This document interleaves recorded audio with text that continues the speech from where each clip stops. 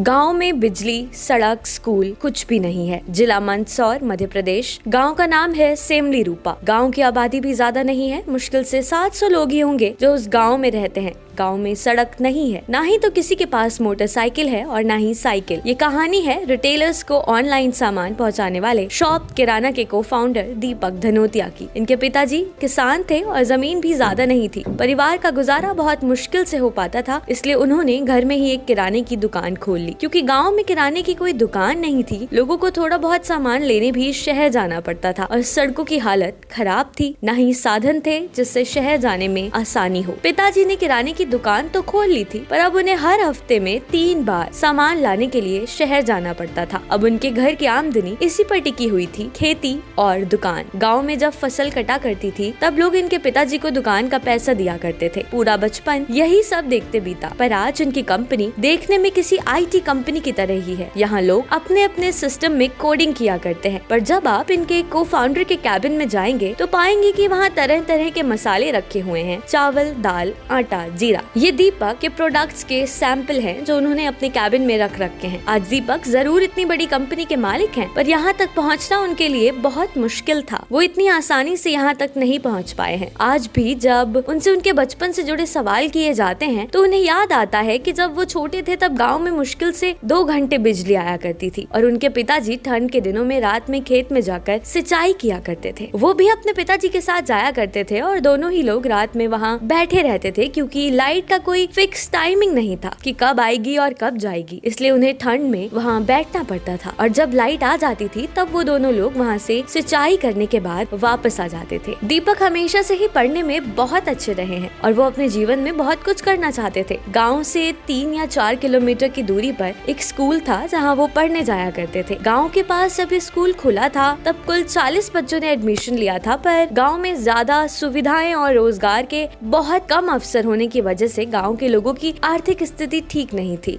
इस बात का अंदाजा इस बात से लगाया जा सकता है कि स्कूल में 40 बच्चों ने एडमिशन लिया था। स्कूल की फीस थी 20 रुपए पर मंथ, पर हर साल कुछ बच्चे कम होते जाते थे और एक वक्त ऐसा था कि स्कूल के सब बच्चे स्कूल छोड़कर चले गए, क्योंकि उनके घर की आर्थिक स्थिति ऐसी नहीं थी कि कोई भी 20 रुपए हर महीने स्कूल में पढ़ने के लिए देने को तैयार हो जाए। पर दीपक ने 5वीं में नवोदय विद्यालय का एग्जाम दिया था, जिसमें उनका सिलेक्शन हो गया और उसके बाद वो 12वीं तक वहीं पढ़े। जब 12वीं खत्म हुई तो 2024 में इंदौर चले गए और 1 साल उन्होंने इंदौर में घूमने और भटकने के अलावा कुछ भी नहीं किया। उन्हें पता ही नहीं था कि वो क्या करना चाहते हैं और क्या करेंगे। उनके एक जानने वाले थे, उनकी साइकिल उठाकर वो पूरे शहर के चक्कर काटा करते थे। शहर में जितनी भी होर्डिंग्स थी उनको देखते थे, सब पर जाकर पूछा करते थे कि कोई कम पैसे में एडमिशन दे दे या पढ़ा दे तो ये भी पढ़ ले। और कभी कभी इन्हें लगता कि मोबाइल बनाना सीख ले। फिर 1 साल तक भटकने के बाद 2005 में इनका एडमिशन एक इंजीनियरिंग कॉलेज में हो गया, जहाँ से ये 2009 में पास आउट हुए। फिर एक नौकरी पकड़ ली जहाँ 12,000 रुपए मिला करते थे और दीपक हमेशा से ही इस चीज का शुक्रिया अदा करते हैं कि उन्हें 12,000 रुपए मिल रहे थे। उस वक्त उन्हें लगता था कि ये 12,000 रुपए बहुत हैं। पहले तो पूरे साल में 12,000 रुपए मिलते थे, अब 1 महीने में मिला करते हैं। 2014 की बात है, इंडिया में ऑनलाइन ई-कॉमर्स की कंपनियां आ रही थी। लोग घर बैठे बैठे सामान मंगवा रहे हैं, किसी को कहीं जाकर सामान नहीं लेना पड़ रहा है। तो दीपक और उनके 3 दोस्तों ने डिसाइड किया कि